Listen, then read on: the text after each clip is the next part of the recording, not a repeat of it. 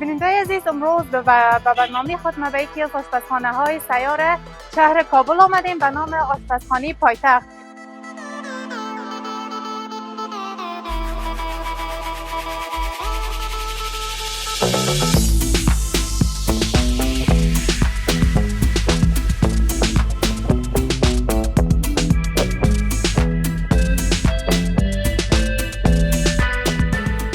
آشپزخانه پایتخت تقریبا 7 سال است که خدمات میده. تا فعلا عموم مشتریای ما از پیش ما راضی هستند.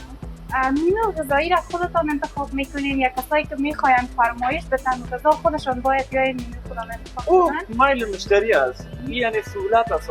آشپزخانه به میل مشتری جور شده. که فی نفر چقدر شما حساب میکنین؟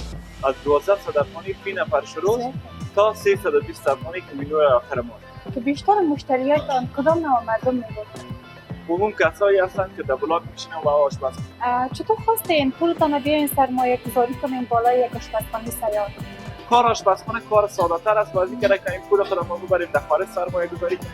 حداقل با یک 10-12 نفر که حتما در چه کار میکنن بعد از این هم یک لقمه‌نان حلال برشون پیدا شد. شما چند نوع سالاد آماده میکنید؟ ما آردرها فرق میکنن. مینوی ساده را انتخاب کنن، سالات افغانی وطنی خود ماست. مینوی بالاتر انتخاب کنن، اونا طبعا فرق میکنه که سالاتیاشون فرق میکنه.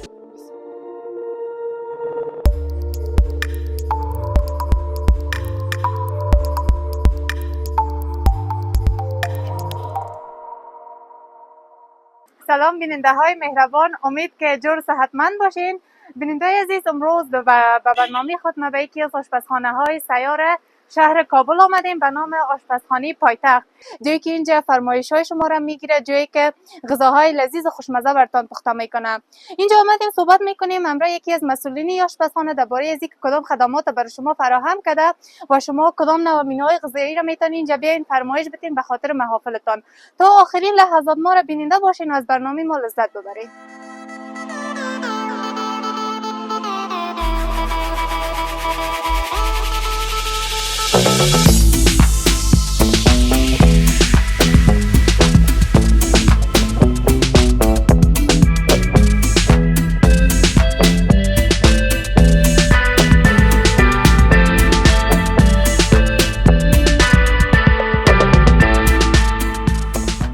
دوباره خوش آمدین بیننده های عزیز. فعلا ما که همراه یکی از مسئولین آشپزخانه پایتخت هستم، بیشتر همراهشان صحبت میکنیم تا آخرین لحظات بیننده باشید. سلام، وقتتان بخیر. سلام، خوش آمدین. خوب هستین؟ صحت شما خوب؟ بخیر هستین؟ زنده باشین، سلامت باشین. امید که شما هم خوب باشید. اگر خود به بیننده های عزیز ما معرفی کنین. مصطفی سمر هستم، مسئول آشپزخانه پایتخت. دیگه فعلا همین مدیریت یایش خود ما پیش میبریم. بسیار زیاد خوب. آقای سمر، میشه درباره آشپزخانه پایتخت اگر برای ما یکم معلومات بدید؟ آشپزخانه پایتخت تقریبا 7 سال است که خدمات میده. وادیمی آدرس 7 سال از خدمات میدن. دیگه تا فعلا عموم مشتریای ما از پیش ما راضی هستن. دیگه فضل خدا کارا خوب پیش میره، نورمال پیش میره. بسیار خوب. میشه درباره خدمات آشپزخانه پایتخت برای ما بگویید که کدام خدمات هم میتونه به مشتریای فراهم کنه؟ خب ما مینو داریم اینجا. 5-6 مینو داریم. عموم کسایی که در خانه محفل عروسی دارن، ختم خیرات دارن و میمانی دارن و تنظیمی و سالگرد و یا ما مینو داریم. اونا میاین از پیش ما مینو رو انتخاب میکنن، ما نان برشون تیار کردیم که میبینین و همه چیزشون منظم کار روان است که همون روز ماردر داریم. نان برشون تیار کرده و پشت خانه ما برشون انتقال میدیم. بسیار خوب. شما در یک زمان با چقدر تعداد نفر میتونید غذا آماده کنید؟ خب ما همین فعلا یک کمکی در وقتی که امارات آمدم کارا یک ذره خل شده. یک ذره کارا مثل سابق واره نیست. دیگه سابق قراردادیای ما زیادتر بود. الان شکر الحمدلله کارا خوبتر و بهتر پیش میره. دیگه سابق همو گفته اگه اون تارگت آخر ما غذا دادیم تا 10,000 نفر هم همین خیمه‌های دوی جرگر آشپزخانه پایتخت و اولین آشپزخانه است که نام دادن همین خیمه‌های دوی جرگر. بسیار خوب. مینو غذایی را خودتان انتخاب میکنین یا کسایی که میخواین فرمایش بدن غذا خودشان باید بیاین مینو خودشان انتخاب کنن؟ میل مشتری است. یعنی سهولت است. آشپزخانه به میل مشتری جور شده. کسی اگه بخواین مینوهای ما، چون مینوهای ما نظر به همه چیز سنجش شده، مثلا از نگاه کیفیت و کمیت و همه چیزش منظم، کل چیزش سنجش شده. مینوی ما را اگه خوش میکنن مینوهای ما در خدمت شد. در غیر از او خودشان فرمایش داشته باشن، دوستان میان مثلا از منو چند منو را آپشن میگیرن، از چند منو یک منو خودشان تهیه میکنن، یا هیچ منوهای ما را خوش نمیکنن، خلاف منو خودشان یک منو جور میکنن و فرمایش میکنن، او رقم هم تهیه میکنن. بسیار زیاد خوب آقای سامر. شاید در این لحظات برنامه به بیننده‌های ما سوال پیش شده باشه که فی نفر چقدر شما حساب میکنید؟ ما منو داریم، ما منو درجه بندی است. منوی اول، منوی خاص، منوهای آشپزخانه پایتخت، منوهای خود ما هست. از 1200 افغانی فی نفر شروع تا 320 افغانی که منوی آخر ماست. بعض دوستایی که میان مثلا اقتصادشان خوبتر نمی باشه و اقتصاد ضعیف می باشه، بعض مشکلات داشته می باشه، حتی ما منو براشون جور کردن میتونیم تا 250 افغانی تا 200 افغانی منو ما براشون جور میکنیم، یعنی خدمات براشون دادن میتونیم. بسیار خوب. درباره ازی بگوین برای ما که بیشتر مشتریاتان کدام نوع مردم میباشند؟ والا فعلا از آشپزخانه را که براتون بگیم، آشپزخانه کسای آشپزخانه را انتخاب میکنن که بلاک نشین باشن، یعنی جای ندارن، عموم اولی چیزی ندارن که نان خود پخت کنن در اولی بیای خود. عموم کسایی هستن که در بلاک میشینن و آشپزخانه پایتخت همین آشپزخانه‌ای که در سطح کابل فعالیت میکنن، عموم برای کسایی جور شده که بیادر در خودشان بلاک داره، در بلاک میشینن و بلاک نشین هستن، برای از اونا هستن. بسیار خوب. درباره آشپزهایتان بگوین، آشپزهایتان داخلی هستن یا خارجی؟ ما در خود آشپزخانه پایتخت تنها داخل آشپزخانه ما کار میکنم.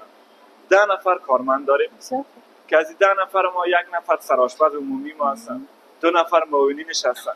آشپزهای ما آشپزهای داخلی خود وطن ما شماست که تقریبا عموم کلشان که تقریبا تجربه کاریشان از 10 سال و 15 سال بالاتر است. درباره فروشاتتان اگه بگویید چگونه از کار و بارتان فروشاتتان در این شرایط؟ آشپزخانه پایتخت یکی آشپزخانه‌های سابقه دار از سطح کابل.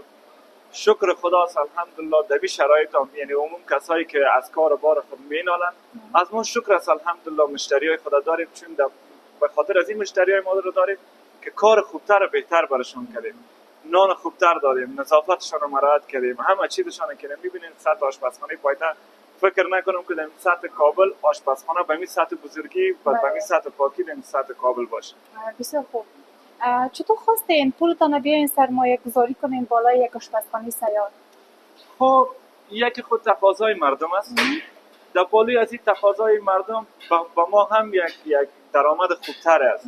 کار به جنجال است، کار به دردسر است. مثلا ما نان مردم آردر میدن، نانشان رو تهیه میکنیم، در پشت خانه که رفتن نان سرویس کردن، در ختم کار پول ما رو میگیریم، به جنجال است.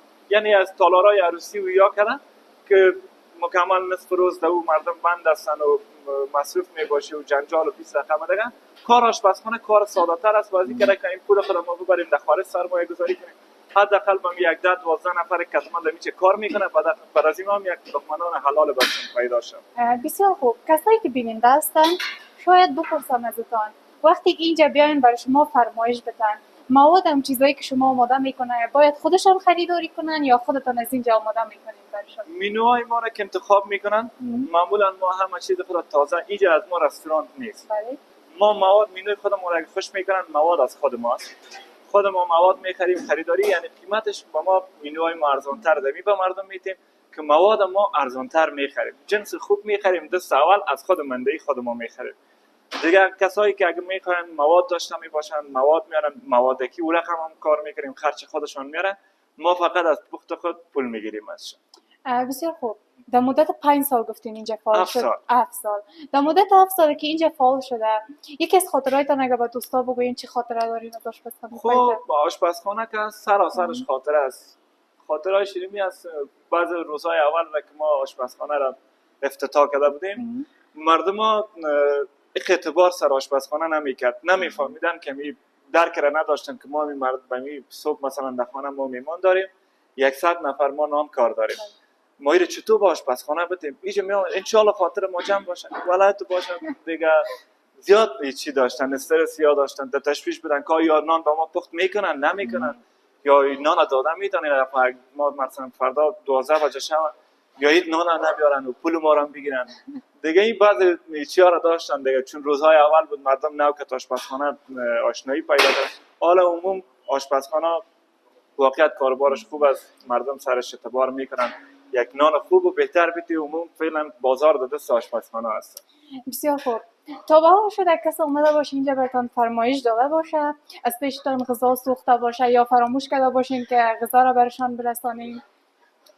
این تانوز خب گوش شیطان کرد، خداوند این رخ نده دیگه پیش نکنه. تانوز این کار نشده، هیچ کار رخ نداده دیگه. عموم مردم که ثبت میکنن مردم، ما کتاب داریم، کتابچه بوکینگ داریم، بلبوک داریم، یارو برشون تسلیم میکنیم دیگه. ان شاء الله تا فعلا کار نشده.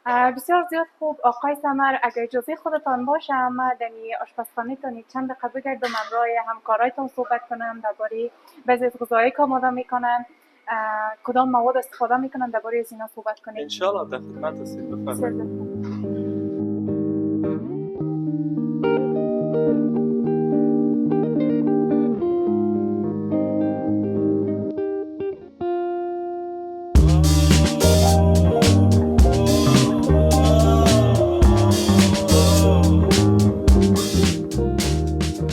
بیننده‌های عزیز، فعلا که من در داخل آشپزخانه هستم صحبت میکنم همراه آشپزخانه پایتخت.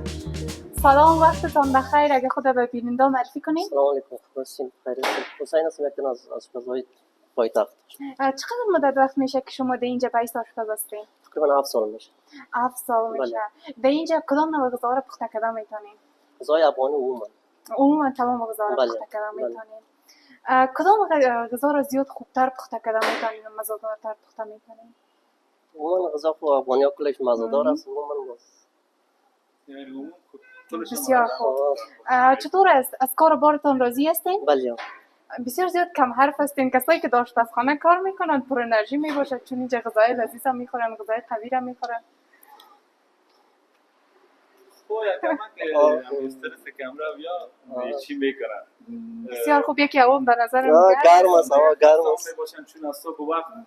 آقای سمر، امروز براتان کی فرمایش داده؟ چی نوع محفل است؟ امروز از آشپزخانه پایتخت تقریبا ما فعلا در این شرایط تقریبا همراه 7-8 مؤسسه‌های داخلی و خارجی قرارداد رسمی داره.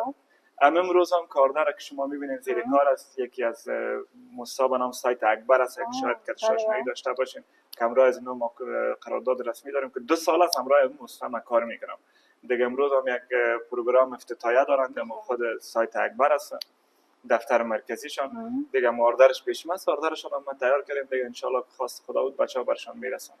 بسیار زیاد خوب. چه نوع غذا را برشان پخته کردین؟ خوب اونا امروز ساردرشان قابلی پلو است، قابلی پلو با گوشت است، نای کباب است و بامیه است، قورمه گوشت است، منتو است دیگه، سالات و میوه و نوشابه و ماسیا است.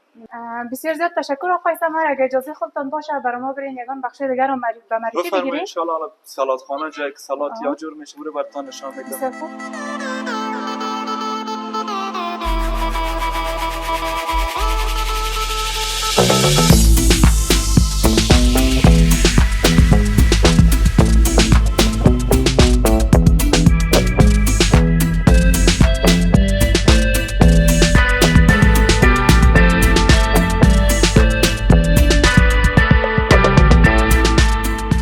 بیننده‌های عزیز، فعلا ما در جایی هستم که اینجا سالاد آماده میکنن.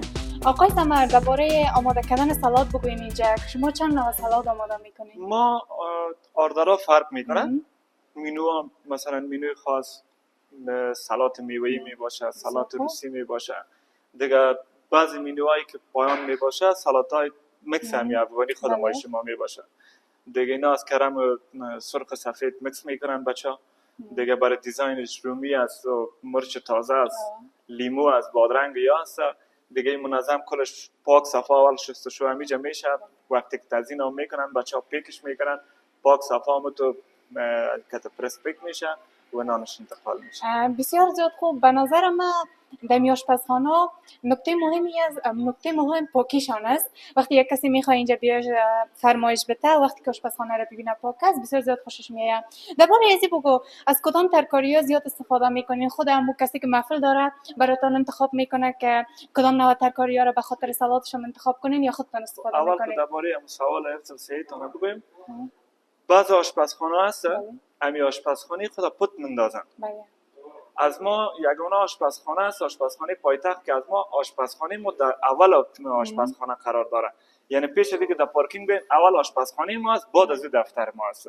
یعنی اول هر کسی که اول این پاکی و صفایی داخل آشپزخانه ما را دیده، بعد از او دفتر ما مردم اول دفتر خود رنگه و مفشن نشان میدن، بعد از او آشپزخانه خود که آشپزخانه شانه رقم که می باشه.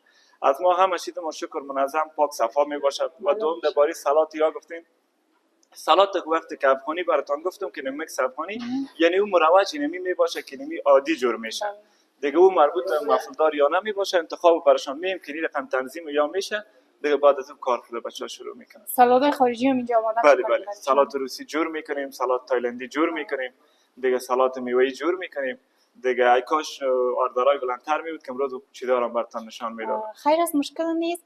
نه باز سالاتایی که آماده میکنین نظر به پولش است، اگر پولش خوبتر بلندتر بود یعنی نه ببخشید گپتون گرفتم، نظر به پولش نیست، نظر به منو است. بله محفلدار ما مشتری ما کدام منو رو انتخاب میکنن. منوی ساده رو انتخاب کنن، سالات افغانی وطنی خود ماست. منوی بالاتر انتخاب کنن، اونا طبعا فرق میکنه که سالاتیاشون فرق میکنه.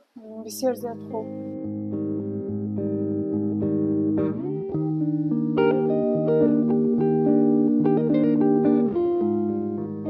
بسیار زیاد تشکر آقای سمر که امروز همراه ما برنامه داشتین، وقت گرانبهایتان برای ما دادین و برای آشپزخانه‌تان برای ما و بیننده معلومات دادین. واقعا زیاد تشکر، آرزوی موفقیت‌های بیشترتان دارم. سلامت و بخیر باشین ان شاء الله. آشپزخانه پایتخت جای خودتان است. بازم خوش آمدین، هر دفعه بیاین جای خودتان است. ان شاء الله ما در خدمت شما و در خدمت همشهریان میباشیم. بسیار زیاد تشکر، سلامت باشین. یک جان تشکر، سلامت و بخیر باشین.